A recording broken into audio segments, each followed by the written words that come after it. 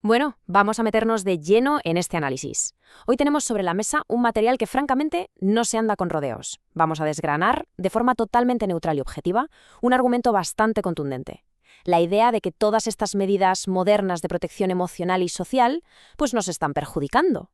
El autor lanza una crítica feroz a lo que él percibe como una sociedad cada vez más infantilizada y con pánico al conflicto. Así que vamos a mapear todo esto visualmente.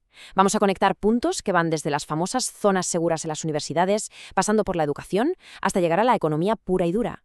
El objetivo de hoy no es decidir quién tiene razón, sino diseccionar esta lógica de principio a fin para entender qué implicaciones tiene en nuestro día a día.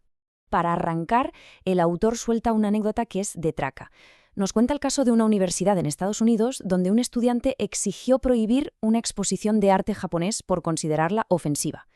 Y la institución, en lugar de fomentar el debate, pues montó una zona segura.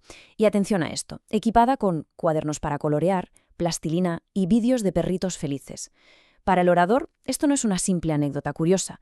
Lo plantea como el síntoma de un problema gigante, el ejemplo perfecto de cómo estamos tratando a los adultos como si fueran niños de preescolar, totalmente incapaces de gestionar realidades incómodas. Y claro, esto nos lleva al gran contraste de este repaso. Es un rechazo brutal a ese lema que todos hemos escuchado 1000 veces. Lo importante es participar. Según el autor, ese mensaje es un error garrafal que debilita el carácter. Su postura es 100% tajante. Lo único que importa es ganar.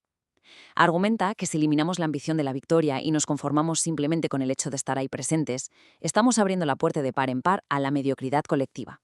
A ver, para que este análisis tenga sentido y podamos seguir el hilo, hemos dividido los argumentos en 5 bloques rápidos. Primero, el fenómeno de la sobreprotección. Segundo, el declive educativo. Tercero, el valor de perder.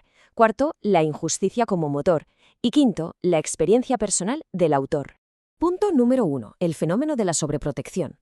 Las zonas seguras y el miedo a ofender.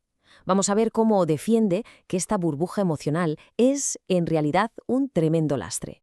Según la fuente, intentar que todos seamos iguales por decreto, pues nos hunde. Critica frontalmente políticas que ignoran las diferencias innatas. El autor no se muerde la lengua en absoluto. Afirma que los seres humanos somos diferentes por naturaleza, ya sea en agilidad mental o en capacidad física, y que negar esta realidad biológica para no herir sensibilidades es, literalmente, un ataque a la inteligencia de la sociedad. Argumenta que esta obsesión por homogeneizarnos nos arrastra a lo que él llama una idiocracia, un mundo donde la estupidez se convierte en la norma ineludible. Es una idea dura, pero que obliga a replantearse cómo se gestiona el éxito hoy en día. Pasamos al punto 2, el declive educativo, la dilución del rigor académico. Aquí el autor está convencidísimo de que el nivel ha caído en picado con el paso de las generaciones. Echando un vistazo a la evolución de la educación en España, el autor nos pinta una línea temporal de declive total. Recuerda aquellas antiguas y temidas reválidas a los 12 años y cómo a los 14 ya se separaban los caminos entre formación profesional y el instituto. Y sí, admite que el sistema podía ser implacable, pero subraya que se estudiaba ética, filosofía, latín, materias que realmente te hacían pensar. En contraste, critica que hoy se agrupa a todos hasta los 16 años de forma obligatoria, aguando el currículo. Para él, esta mezcla forzosa es la prueba palpable de que la exigencia ha desaparecido. Y aquí la cosa se pone un poco más filosófica. El punto central reside en la propia definición de la palabra educar. Viene del latín y significa conducir hacia afuera. El autor defiende a capa y espada que el objetivo de la educación es preparar a la gente para un mundo real que suele ser bastante duro. Pero denuncia que hoy hacemos exactamente lo contrario. Encerramos a los estudiantes en una burbuja protectora. Su advertencia es clarísima. Cuando esa burbuja estalle, el impacto exterior va a destrozar a quienes jamás fueron entrenados para encajar un golpe. Vamos al bloque 3. El valor oculto de perder. Abrazando la lucha. Aquí el tono cambia, dejamos un poco la teoría académica y nos metemos de lleno en el barro de las emociones. El autor asegura que dar una medalla por el simple hecho de participar roba un dolor que es totalmente necesario. Cuenta una historia muy personal. De pequeño, cuando perdía una final de baloncesto en el colegio, lloraba a lágrima viva de la frustración. Pero en lugar de huir de ese sufrimiento, dice que ese dolor exacto era el combustible puro para entrenar más duro. El argumento aquí es que, al quitar el mal trago de la derrota repartiendo premios a todo el mundo por igual, estamos castrando la resiliencia y extirpando esa motivación que nace de querer superar un fracaso. Cuarto bloque, la injusticia como motor. Dinámicas socioeconómicas y asistencia social.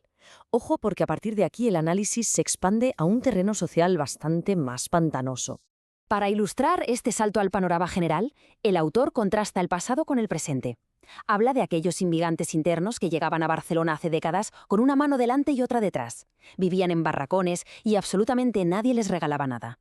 Y según él, fue esa misma injusticia cruda la que les obligó a ahorrar cada peseta y a construir negocios prósperos. Por el contrario, observa la asistencia social de hoy y argumenta que estar tan hiperprotegidos atrapa a la gente en un ciclo de estancamiento.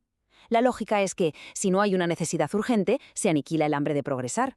Y aquí viene la crítica política fuerte de La Fuente. Argumenta que las redes de seguridad artificiales y las ONGs, en el fondo, no salvan, sino que atrapan. Defiende que proporcionar un apoyo constante crea una adicción a la ayuda oficial. Vamos, que el resultado real de estas políticas es frenar en seco el progreso personal. Sostiene que enfrentarse a la adversidad a las bravas es casi siempre lo mejor que puede pasar, porque esa fricción es lo que de verdad desarrolla la capacidad de valerse por uno mismo. Quinto y último bloque, superando obstáculos personales. La prueba del autor. Veamos cómo aterriza esta teoría tan exigente en la vida real del propio orador. Aquí el autor tira de su propia historia reciente para validar que todo esto funciona. Cuenta cómo atravesó 5 años de apuros económicos brutales, usando todo su ingenio solo para poder alimentar a su familia. Habla de su batalla creando contenido en YouTube, lidiando con desmonetizaciones constantes. Estuvo a punto de tirar la toalla en sus peores momentos, pero aguantó el tirón. Y, hace apenas unos meses, dio el pelotazo y su canal triunfó. Para él, su propia supervivencia es la demostración empírica de que la protección externa no hace falta. Lo único indispensable es negarse a rendirse. Y bueno, llegamos a esta frase que corona su visión sobre la resiliencia emocional. Es una declaración de intenciones total. Viene a decir que si un comentario ofende o duele, el problema no es de quien emite el mensaje, sino de quien tiene la piel tan fina como para no tolerarlo. Es un rechazo absoluto a la cultura de la victimización. En lugar de exigir que el mundo se calle, propone que se debe fortalecer la mente para que las palabras, por muy desagradables que suenen, no tengan el poder de desestabilizar la rutina de nadie. Para rematar este repaso, La Fuente nos deja con una provocación que es un órdago en toda regla. Estima que si continuamos creando zonas seguras y esquivando la adversidad, en tan solo 20 años, la inoperancia será la ley. Y lanza esta pregunta al aire. ¿Vamos a entender que las dificultades hacen falta para crecer o nos vamos a quedar a vivir en una burbuja de cristal hasta que reviente? Es un enfoque durísimo, de esos que no te dejan indiferente y que sin duda obliga a replantearse cómo se está preparando a la sociedad para afrontar el mundo real. Y con esta reflexión tan potente sobre la mesa, cerramos el análisis de hoy. Hasta la próxima.